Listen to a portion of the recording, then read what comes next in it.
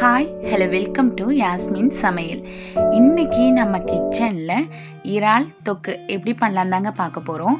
இது எல்லா சாதத்துக்கூடையும் சப்பாத்தி, தோசை, பரோட்டான்னு எல்லாத்துக்கூடையுமே ரொம்பவே சூப்பரான காம்பினேஷனாக இருக்குங்க. இது ரொம்பவே சிம்பிளாக குயிக்காகவே நம்ம ரெடி பண்ணிடலாம். வாங்க இது எப்படி செய்யலான்னு இன்றைக்கி நம்ம வீடியோவில் பார்க்கலாம். அதுக்கு முன்னாடி நம்ம சேனலை இன்னும் நீங்கள் சப்ஸ்கிரைப் பண்ணலாம், மறக்காமல் சப்ஸ்கிரைப் பண்ணுங்கள். வாங்க வீடியோக்குள்ளே போகலாம். ஃபஸ்ட்டு ஒரு பேன் எடுத்துக்கோங்க. அதில் ஒரு 3 டேபிள் ஸ்பூன் ஆயில் சேர்த்துக்கலாங்க. தொக்குக்கு கொஞ்சம் தாராளமாகவே எண்ணெய் சேர்த்துக்கோங்க. எண்ணெய் சூடானதுக்கப்புறம் பட்டை, 2 கிராம்பு இதை சேர்த்துக்கலாம். இது பொரிஞ்சதும் ஒரு 3 மீடியம் சைஸ் வெங்காயத்தை ரொம்ப பொடியாக கட் பண்ணி இதில் சேர்த்துருக்காங்க. பொடியாக கட் பண்ணி தொக்குக்கு சேர்த்துக்கோங்க, ரொம்பவே நல்லாயிருக்கும். இப்போ வெங்காயம் அளவாக சேர்த்துக்கோங்க. அதிகமாக சேர்த்துட்டாலும் இறாலை நம்ம தேடி எடுக்கிற மாதிரி ஆகிடும்.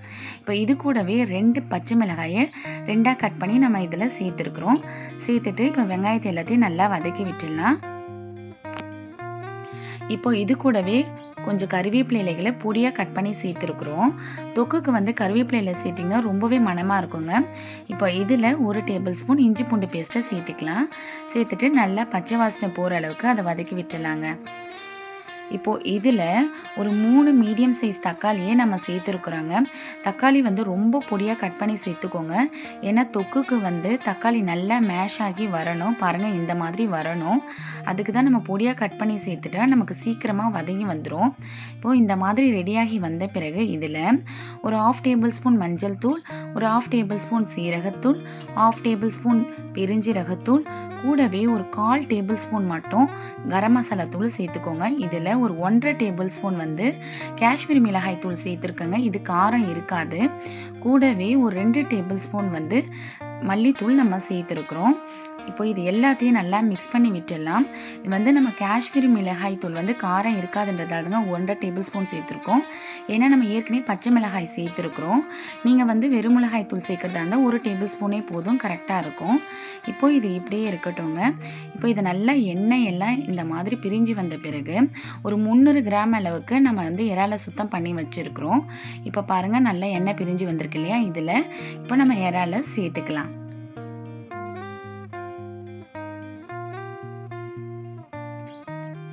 நல்லா மேலே இருக்கிற அந்த கருப்பு மாதிரி ஒன்று வரும் இல்லையா? அது எல்லாத்தையும் நல்லா க்ளீன் பண்ணி சேர்த்துக்கோங்க. இப்போ இது எல்லாத்தையும் நல்லா மசாலா கூட மிக்ஸ் பண்ணி விட்டுடலாம்.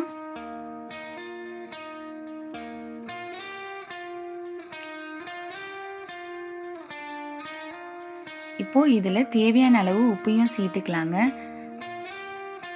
சேர்த்துட்டு மறுபடியும் நம்ம நல்லா கலந்து விட்டுடலாம். இறால்லே நமக்கு தண்ணி வருங்க. தக்காளிலேருந்து கொஞ்சம் தண்ணி வரும். அதனால நம்ம இதில் தண்ணி எதுவும் சேர்க்கலை. ஒருவேளை நீங்கள் பெரிய சைஸ் இறா எடுத்தீங்கன்னா அப்போ கொஞ்சம் தண்ணி சேர்த்துக்கோங்க. இப்போ இதை மூடி லோ ஹீட்டில் ஒரு 10 நிமிஷம் நம்ம வேக வச்சு எடுத்துக்கலாம். நல்லா செக் பண்ணிக்கோங்க. இப்போ 10 நிமிஷம் மாதிரி ஆகியிருக்கு. பாருங்கள், எந்த அளவுக்கு திக்காக நமக்கு தொக்கா ரெடியாகி வந்திருக்கு. இப்போது சூப்பராகவே நமக்கு இறாலும் நல்லா வெந்து வந்திருக்குங்க. இப்போது இதில் ஒரு 1/2 டேபிள் ஸ்பூன் அளவுக்கு நம்ம மிளகுத்தூள் சேர்த்துருக்கோம். மிளகுத்தூள் சேர்த்து நம்ம இறால் தொக்கு செய்யும் பொழுது ரொம்ப சூப்பராக இருக்குங்க டேஸ்ட்டு. இப்போ கடைசி இதில் கொஞ்சமாக கொத்தமல்லி இலைகளை சேர்த்துக்கலாம். அவ்வளோதாங்க. இதை நல்லா இப்போ மிக்ஸ் பண்ணி விட்டுணும். நம்ம காரம் மட்டும் நீங்கள் பார்த்து டிவைட் பண்ணி சேர்த்துக்கோங்க. பச்சை மிளகாய், மிளகாய்த்தூள், மிளகுத்தூள். இப்போது இதை மூடி 2 மினிட்ஸ் லோ ஹீட்டில் வச்சு எடுத்துடலாம். அவ்வளோதாங்க. திறக்கும் போதே அவ்வளோ சூப்பரான ஸ்மெல் நமக்கு வருது. ரொம்பவே சூப்பராக நம்ம இறால் தொக்கு ரெடி பண்ணியிருக்கோங்க. கண்டிப்பாக இதே மாதிரி நீங்கள் உங்கள் வீட்டில் ட்ரை பண்ணுங்கள். ரொம்பவே நல்லா இருக்குங்க. கண்டிப்பாக இதை ட்ரை பண்ணி பார்த்துட்டு எப்படி இருந்ததுன்னு மறக்காமல் கமெண்ட் பாக்ஸில் போஸ்ட் பண்ணுங்கங்க. நான் செஞ்ச இந்த ரெசிபி உங்களுக்கு பிடிச்சிருந்தா லைக் பண்ணுங்கள், ஷேர் பண்ணுங்கள், சப்ஸ்கிரைப் பண்ணுங்கள். மறக்காமல் கூடவே இருக்கிற பெல் ஐக்கானையும் கிளிக் பண்ணுங்கள்.